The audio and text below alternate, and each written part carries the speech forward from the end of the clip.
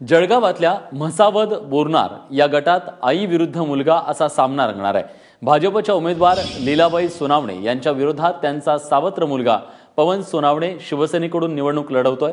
दिवंगत शिवसेनेचे नेते आणि सुरेश जैन यांचे कट्टर समर्थक भिला गोटू सोनावणे यांचं म्हसावद बोरनार या गटात चांगलंच वर्चस्व होतं। हा गट महिलांसाठी राखीव झाला तेव्हा लीलाबाईंना उमेदवारी देण्यात आली, त्या जिंकूनही आल्या।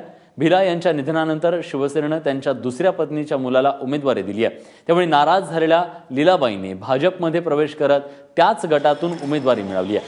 त्यामुळे आता भिला यांचा वारसा कोण चालवणार याकडे सगळ्यांचं लक्ष लागलंय।